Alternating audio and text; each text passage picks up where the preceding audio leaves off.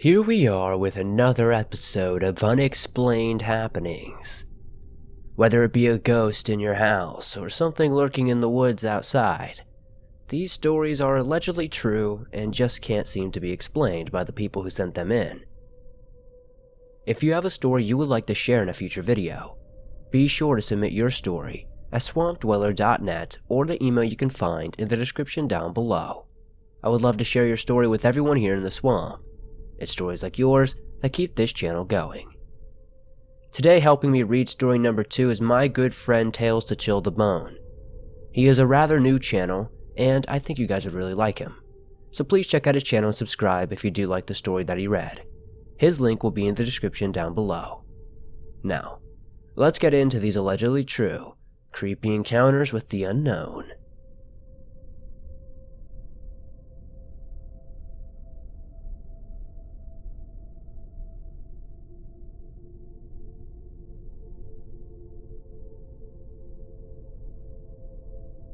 This all happened when I was roughly 5 or 6 years old. I remember it like it was yesterday, and the memory of it will live on with me forever. For starters, you need to understand my bedroom, as a child, was extremely well lit. My room had 2 windows that faced toward the street with a street light just across from them. This meant I could generally see light. Regardless of it, I had another light source on in my room all the time. This relaxed me, as it was pretty much like having a nightlight, which we all know as kids keeps the scary stuff like monsters away. That said, one night, I awoke to this feeling of someone close to me. I felt that if I rolled over, there would most certainly be someone there. As any child who awoke to such a feeling might do, I shut my eyes real tight and froze in fear. After what felt like a lifetime, I felt I had to open my eyes. As I did this, I saw it. A figure on the left side of my bed with big red eyes leered at me.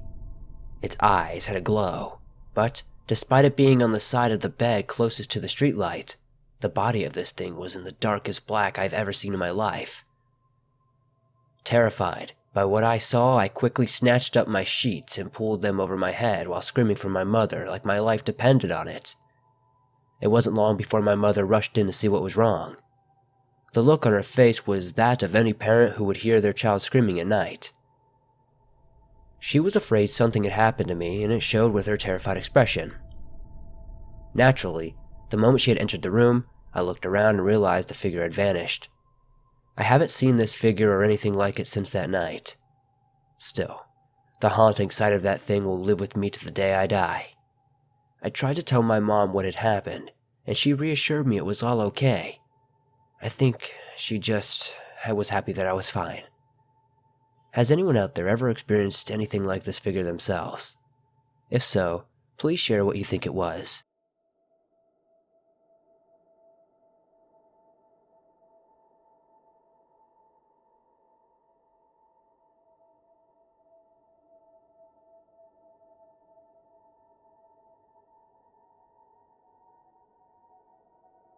My living situation was tricky.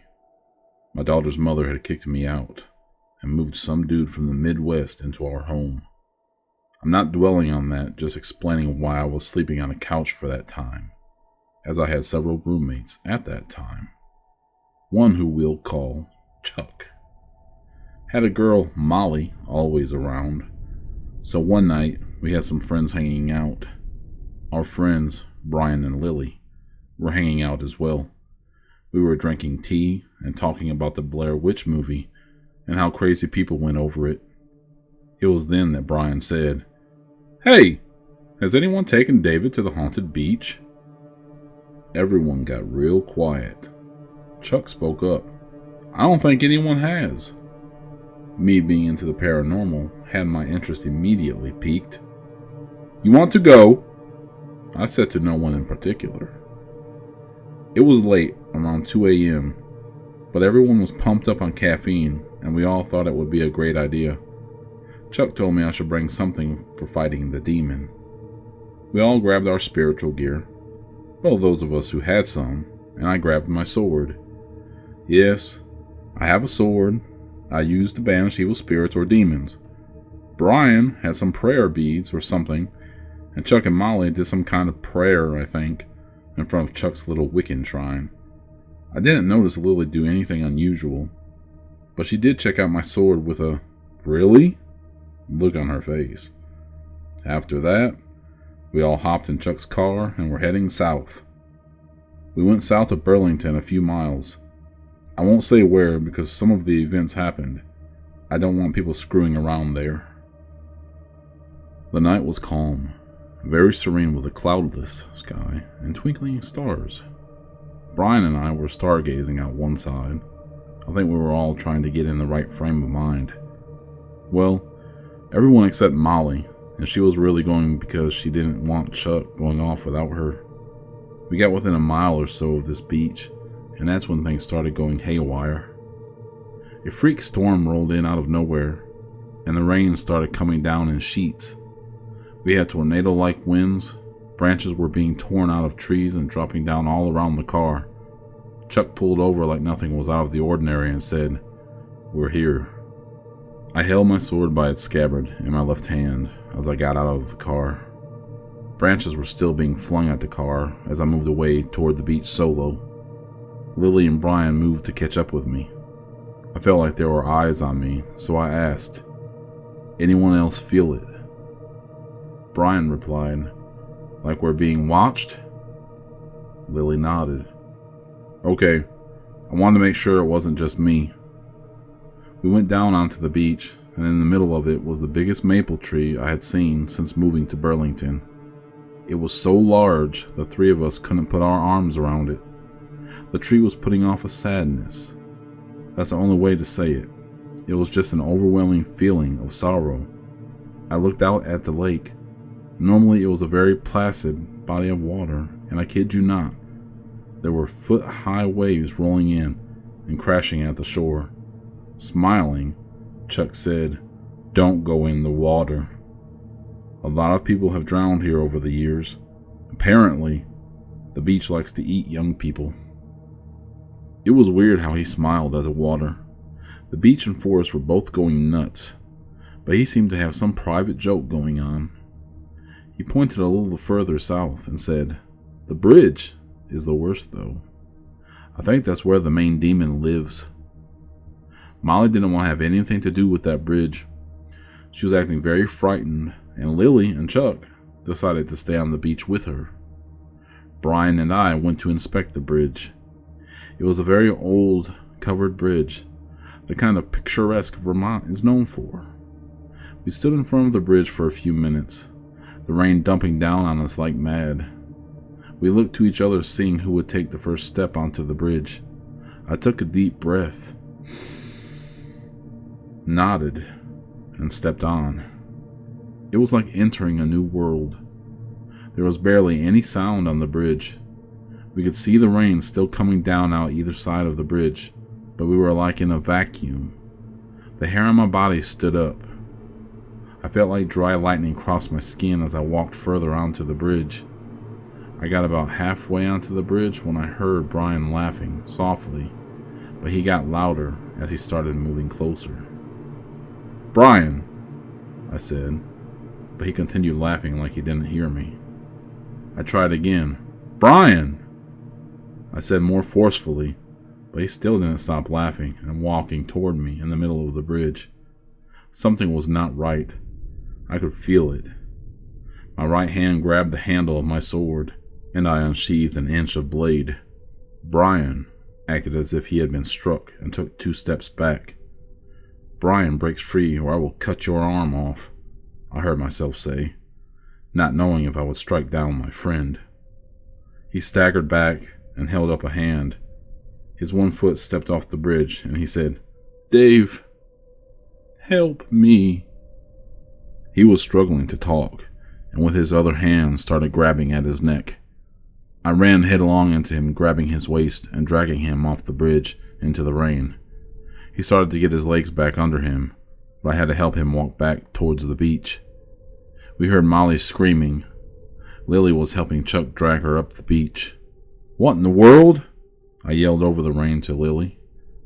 Molly said she felt hands on her neck, then started having trouble breathing. We were all standing together, so I handed Brian off to Lily and I unsheathed my sword. Suddenly, the rain stopped. I whirled the blade over my head, and as I did, I felt like I was cutting webs or strings or something. Brian and Molly seemed to get their faculties back. Chuck watched me in disbelief. "Everyone in the car, now!" I watched everyone get in the car, and I was the last one to get in. As soon as I closed the door, the rain began to fall again. Chuck started to talk about what had just happened, and I told him to drive. We got to the same area about a mile off, and then the rain was just gone. There were no clouds anymore, and the wind died. I found myself gazing at the stars again. Everyone started talking about what had happened. I was already thinking about my next trip out there.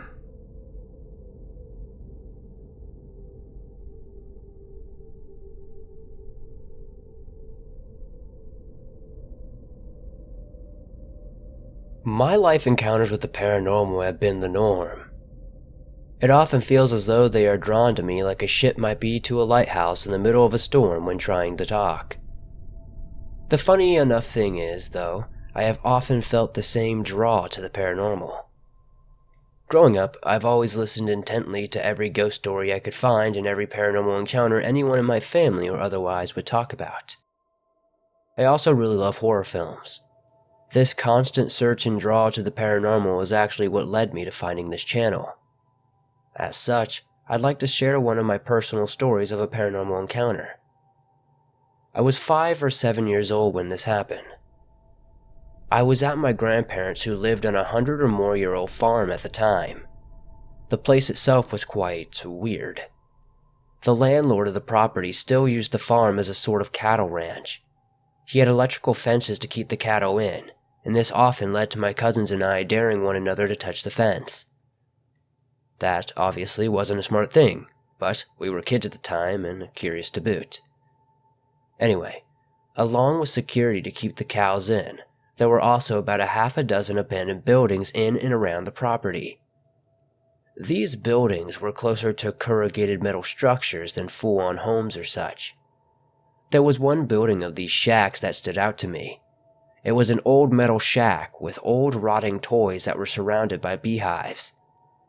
There was one other building even more memorable, however, as it was a 2-story barn. It sat on the property, abandoned and wasting away.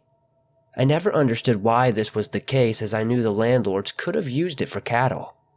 At any rate, one summer afternoon, my cousins and I, having had a sleepover at my grandparents', decided it would be a good idea to climb some of the hay bales near this abandoned barn. The bales themselves were sheltered by mesquite trees, so we had to check for snakes before climbing. It was while searching that I noticed something that definitely shouldn't be there. It was a face, at least what was left of a face, as the skull had been caved in and deprived of any facial features as a result. Now, I was the oldest of our group of kids, so everyone saw me as the leader. Needless to say, when I jumped down and bolted out of there, my cousins followed. While my mind raced almost as fast as my pulse from what I had witnessed and also from running, I heard one of my cousins yell from behind me, "Run faster!" It was at this point I kicked it into high gear and hightailed it as fast as I could back to my grandparents' place. Upon arrival at their house, we scrambled inside and attempted to lock the door to the room we were staying in. While waiting, with bated breath to see if we were followed, my youngest cousin was crying and saying she saw a dark figure chasing us from the barn. She insisted we tell our grandparents, but even at that young age, I was well versed enough in horror tropes to know they likely wouldn't believe us. Of course, I was right. My grandparents dismissed it as our overactive imaginations. They then scolded us for scaring their youngest cousin, saying it was mean-spirited. The brunt of the scolding was placed in my direction, as I was the horror kid and the oldest at that. Since the incident, every time we were on the property, we swear we could see a shadowy figure out of the corner of our eyes on the outskirts of the property. These occurrences are most frequent around the big abandoned barn. It is there the dark figures would often pass by the glassless windows. These are things that haunt us to this day when my cousin and I are exploring the woods on the property. We are constantly in fear knowing that the thing we dubbed the man could come and chase us like it did when we were kids. We fear if it happens again, we may not be as lucky as the first time.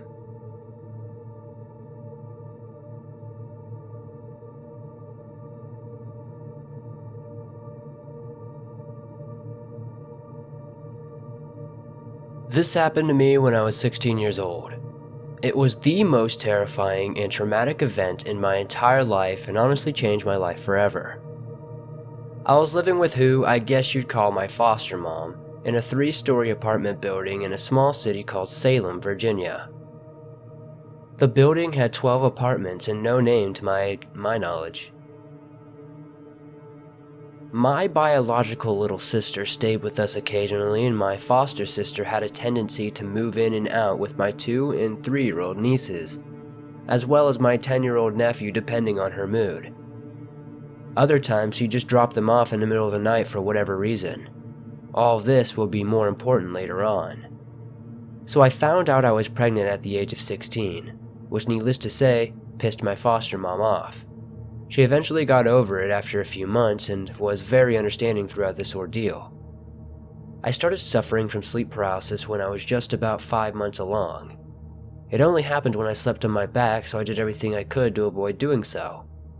Not only would I be awake and completely immobile, but a 6 to 7 foot being, cloaked in all black, would always seem to accompany this already terrifying event. It would appear across from whatever room I was sleeping in and slowly make its way over to me. It didn't walk, it just kind of glides over me.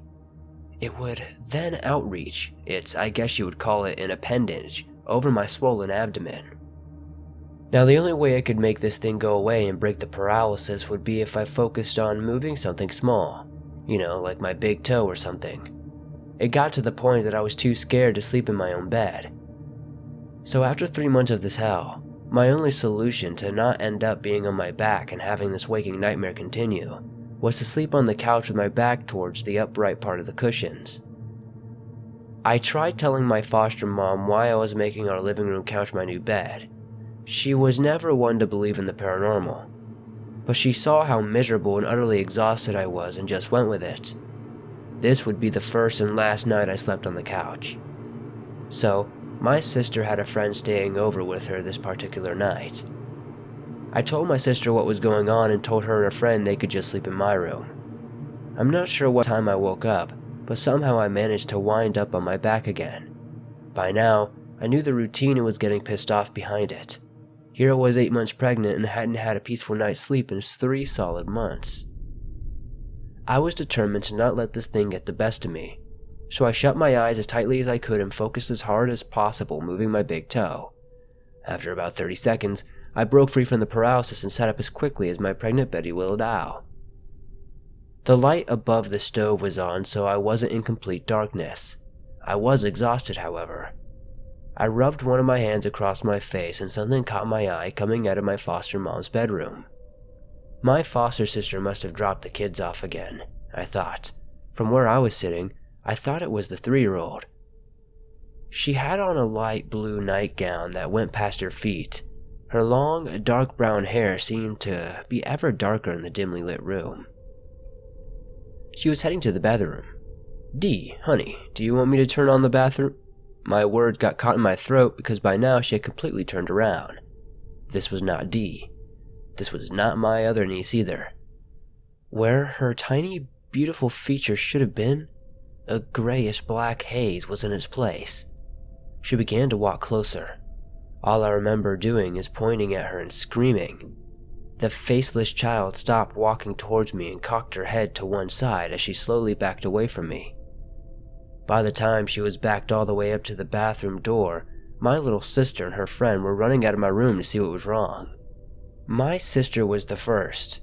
I was still screaming and pointing behind her. She paused for a moment and looked behind her. Her face turned pale and she ran to me screaming, "Sissy, why doesn't she have a face?" over and over again. By the time my foster mom had gotten to us, the faceless girl disappeared into the darkness of the bathroom. My foster mom later told me I was screaming, "Walk on, leave us in peace." I just remembered screaming and having a sickening feeling that this child was going to hurt my unborn baby. A month later, I had my sweet baby boy. 13 days after that, I had to give him back to God. He never even left the hospital as he died of viral sepsis. The doctors told me it was very rare for a healthy baby to catch something like that, and yet he did. I've wondered my whole life about the faceless girl and why out of all the years we lived in that apartment she had never been seen. Oddly enough, the neighbor, whose bathroom wall was attached to ours, confessed to my foster mom of seeing a faceless child as well. Not long after telling my foster mom this, she died of brain cancer. Was the faceless girl a ghost, an omen, a demon, even? I guess I'll never truly know. What I do know is I need answers. After 21 years, I still need some kind of closure with this. I recently moved back to Salem, and I think I may go back to my old apartment building to see who lives there now. I don't know if I'll have the actual guts to go and knock on my old apartment door, but that building is still there and full of tenants. If I do decide to go back, and I don't know, play detective, I'll update you. If not, then thank you for taking the time to read what has taken me 21 years to get off my chest.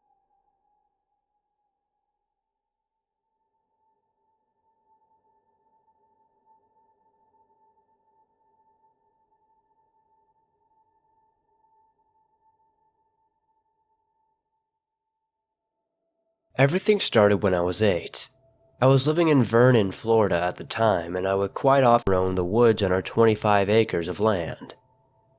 For a while, I would hear what I believed to be a girl's voice coming from the woods. I wasn't sure how deep the voices were coming from, but it did sound they were very deep within the woods, and as such, I decided against ever following it. After a time, I stopped hearing this voice. My next experience was in Houston, Texas. I was 15 years old at the time, and I awoke from a dead sleep on the couch to see a dark figure standing in the hallway. From what I could tell through the dark, he was watching me, but he wasn't moving at all. The man looked a bit like Abraham Lincoln, in that he wore a top hat and was about the same height. I sat there afraid and watching as he slowly turned and walked away before disappearing completely. At the time of this incident, I lived with my mother and little sister, so I knew this figure wasn't any of them. The first chance I got, I jumped up and turned the lights on, searching through our house. I never found the figure. In the morning, I spoke with my mother about everything, and she turned white as she explained that she had seen the same figure, off and on over the course of 3 years as a child. We believe this man was her uncle who molested my 2 great aunts and possibly my grandfather as well. He never mentioned anything about it, but we suspect it happened. Fast forward a bit, and my first time witnessing something while someone was with me was when I was chilling with my friends Mark and Wolfgang, 2 guys I'd been friends with in high school. One evening, we decided to head to Bear Creek Park to investigate stories of a supposedly lost cemetery within the woods. We were pulling up Patterson Road, off of North Eldridge, with Wolfgang driving, me in the passenger seat, and Mark in the back with a couple of other friends. Wolfgang and I are chatting when we pull onto Patterson and hit a lady in the middle of the road. Everyone felt the bump and only Mark and I witnessed hitting the woman. Mark slams the brakes and we look at each other in fear, and shock as our friends think we're pulling a prank. He asked me if I had seen anyone, and at that point I informed him, I'm sure as hell sure we saw it. Looking behind us, no one was on the road or anyone in sight. We knew we had hit someone, but we couldn't see anything. We decided to check the car, and to our shock there was no damage at all. Wanting to chill, we decided to smoke a joint near the bridge. Supposedly, you'll hear tapping on your glass if you just chill there. This is when Wolfgang starts messing with us and keeps tapping a piece of plastic trying to freak us all out, which inevitably it did, until we hear a bang on the hood.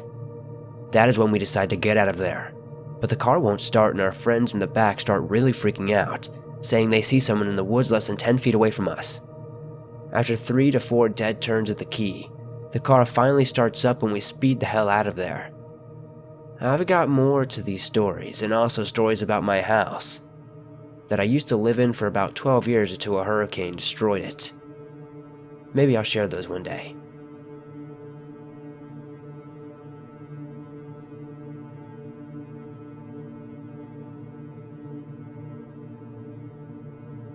I had just moved my family to Montana. We were looking for a house to rent, and we found one in Whitefish. The price was right, but when you walked into the house, you were met with a cold feeling which was unexplainable, since it was summer and about 80 degrees out. I just thought maybe the house was well insulated. The kitchen in the home was huge, even though it was a one-bedroom home. Our bedroom was just off the kitchen, and we had a bunk bed set up for the boys in the same room as us. They were only 2 and 3, so it worked out at the time.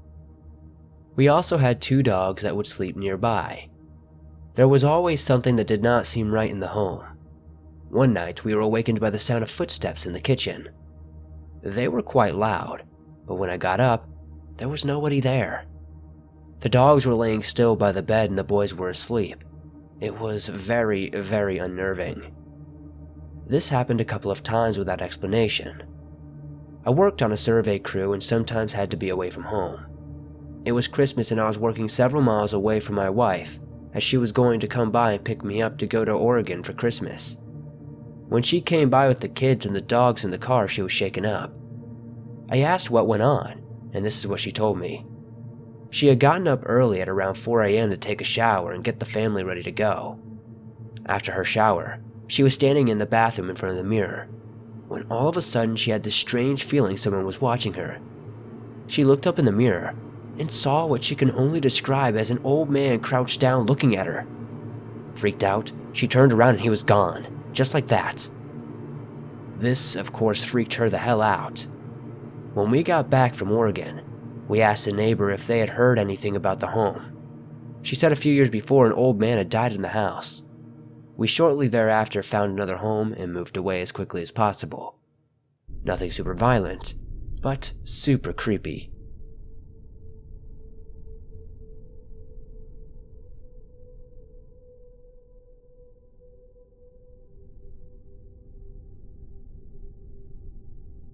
My story takes place about a year ago when my girlfriend and I moved into a house with our 3-year-old daughter. The place needed some serious work as it used to be a grow-op and a hangout for junkies.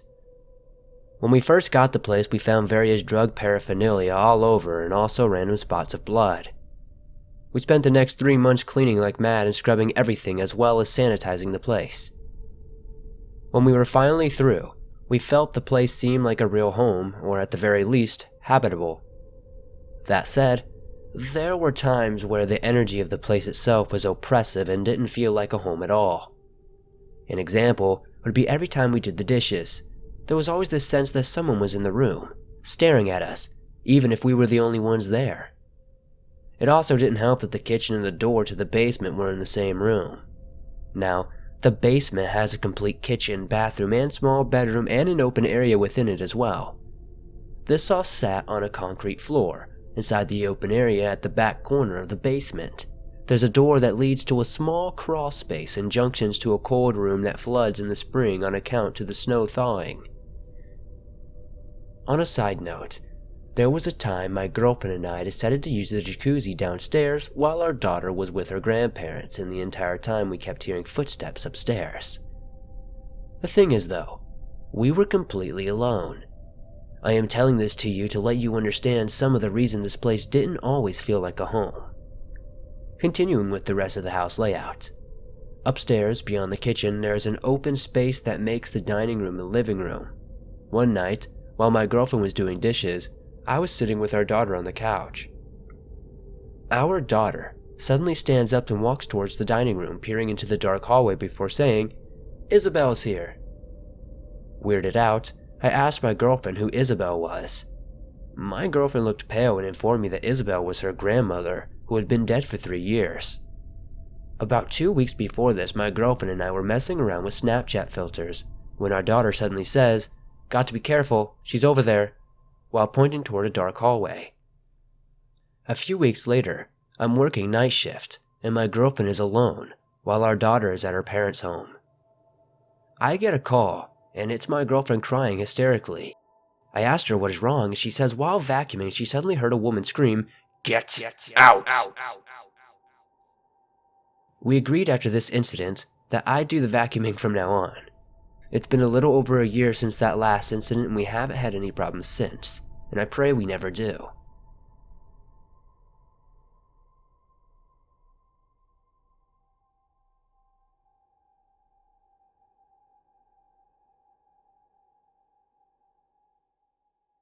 This story is about what happened to my mother while she was growing up in the Philippines. When my mother was a teenager, she loved bananas. Filipinos are very superstitious, and what happened to her only confirmed the superstition to my family. Apparently she peeled and ate a banana that actually belonged to the fairy people. She had destroyed and eaten the home of a fairy who lived within the banana. My mother was stricken with a paralyzing sickness that lasted for exactly 1 month. Doctors couldn't figure out what was wrong with her either. They were truly mystified. My family, mainly my grandmother and great aunts, were convinced the fairy people cursed her and were punishing her for eating the fairy's home. When the sickness passed and my mom could freely move again, she never got bananas from that tree ever again. She maintains that she had been cursed by a fairy and has never suffered that condition ever since it passed. So, I guess if you're from the Philippines, be very careful with what bananas or fruit you pick. You might just end up paralyzed for a month. Let me know if you guys know what this could be, or if you've ever heard stories similar to this.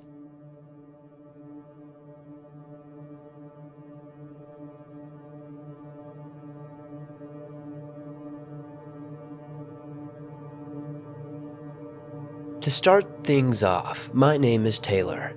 I am 20 years old and my fiancé is 21. I have been with my fiancé Austin for 3 years on Christmas of 2018. We dated for maybe 2 months before moving in together, as I was still 17 and in high school.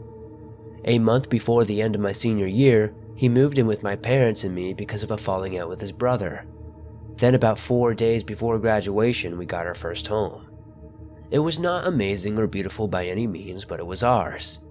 It wasn't in the best neighborhood and it was cheap. The roof was really old, the basement leaked, and all the windows were busted out and the siding along the driveway was spray painted.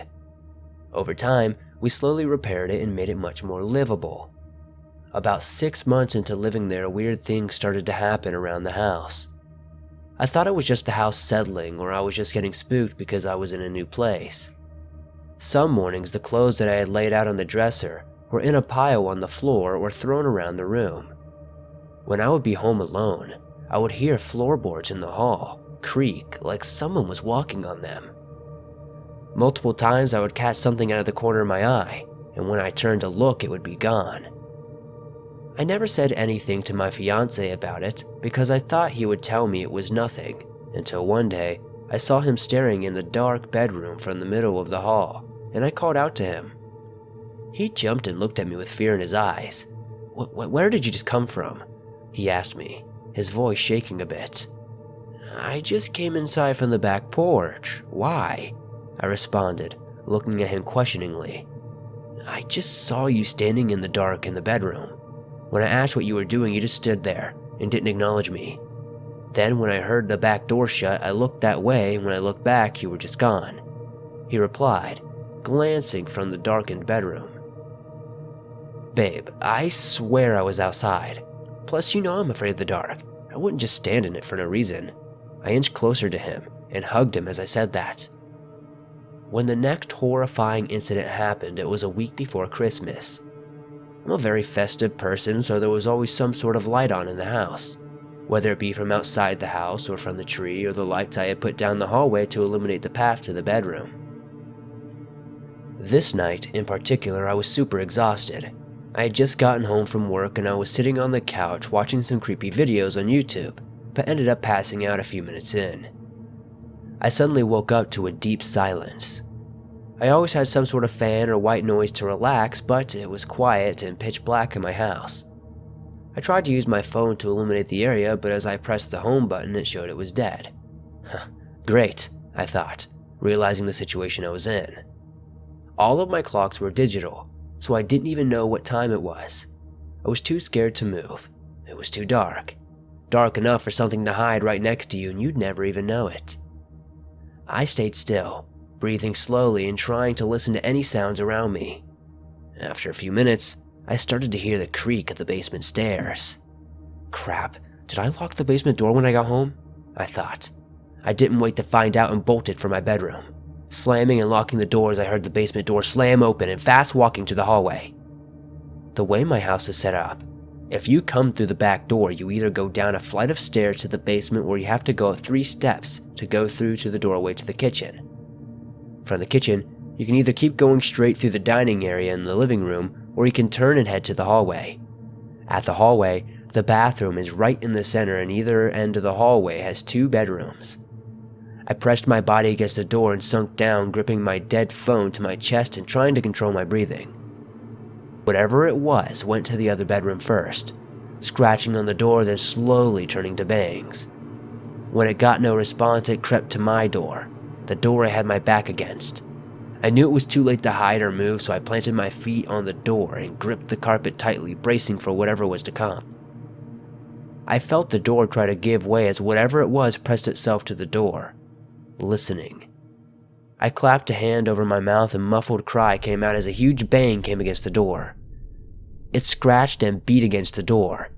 I could hear something in my mind telling me that if I let this thing in here, my fiancé and my family would never find my body. I kept myself pressed to the door what felt like hours as it slowly walked away, creeping back to the basement, and I saw the glow of the hallway lights beneath my door. I looked down at my phone and the bright Apple screen came up, powering it back on. So many messages and missed calls from my fiancé, wondering why my phone was off and what was going on. It was only 1 a.m. and he was still at work closing up. I turned on the flashlight of my phone and stood up, carefully opening the door. I was horrified to find that there was nothing. Absolutely nothing, like everything had just gone on in my mind and not even real life.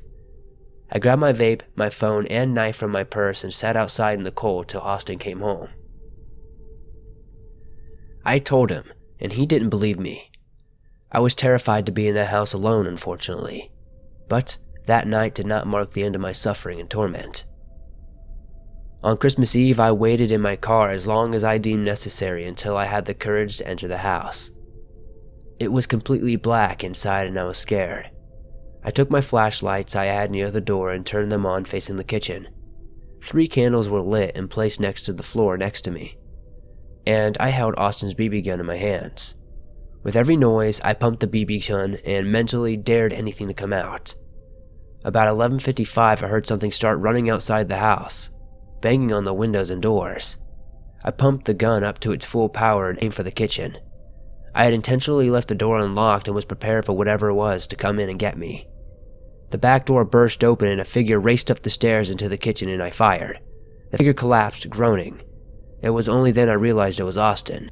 He had come home from work early to surprise and scare me. He laid on the floor groaning, cursing me as I helped him up. This time, it was him and I was so relieved. Next time though, I knew it would be whatever attacked me the week before, and I would be ready again.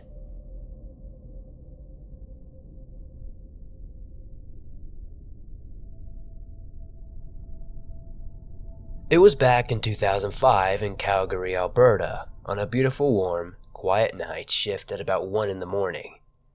I worked in a care center that I wish not to name for legal reasons. I was doing rounds, as one would call it, checking out the unit and residents.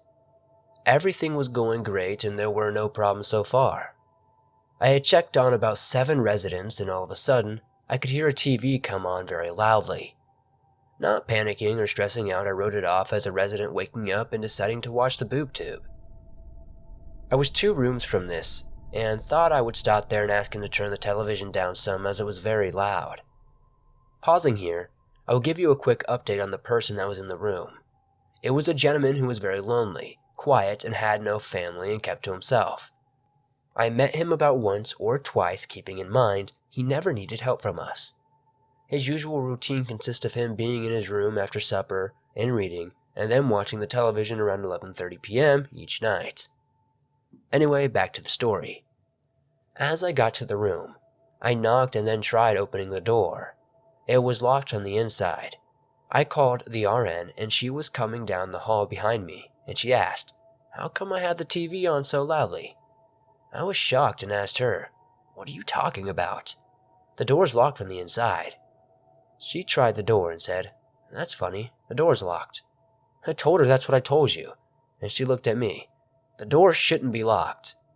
I asked her how come. The residents can close and lock the doors if they want. She had a puzzled look on her face and told me, "When did you last work on this floor?"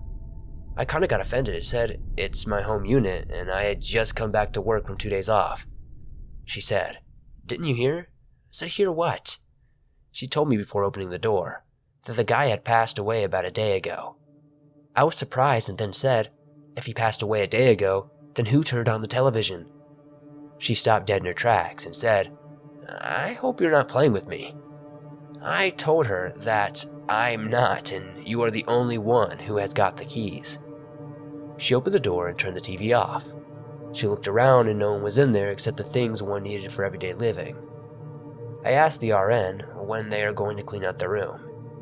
She told me as soon as someone can pick up the stuff for Goodwill. We unplugged the TV, closed the washroom door, and turned off the lights, and then locked the door. Nothing seemed out of the ordinary. Neither of us thought about it and continued our work. The very next day, both of us were on the same unit. We did our everyday routine, and I started checking on residents. The RN came up from behind me and had a laugh in her voice. "Any more noises from that room from yesterday?" Before I could answer, out of the blue the TV came on and was very loud. The RN got freaked out and said, "Are you freaking serious?" We both looked at each other and got a bit scared. We walked into the room and she said, "How the heck could the TV come on again?" "Maybe it's on a timer." Before she put the key into the lock, I told her, "Do you remember what I did yesterday in the room?" She paused and thought for a moment and said, "No, I don't remember." I told her I had unplugged the television. She got scared and said, "Oh yeah, you're right." She opened the door and the washroom door was open. The lights were on, and obviously the television was on. Both of us got chills and turned everything out again and locked the door. We then headed off to finish our rounds. Neither of us said a word. She went her way and I went mine. Skipping forward about 2 more hours, I could hear her calling out to me. I asked what was wrong. She was white as a sheet and frozen in her tracks. Both of us went up to the room and turned everything out. We then unplugged the television. She locked the room, and both we went on our ways again. Nothing else ever happened from that point on, and none of us ever spoke anything about it.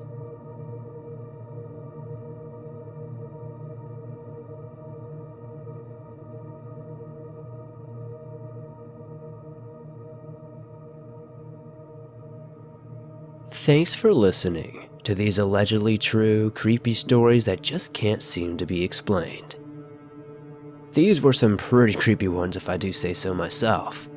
And honestly, sometimes these can be my favorite stories to read simply for the mystery factor.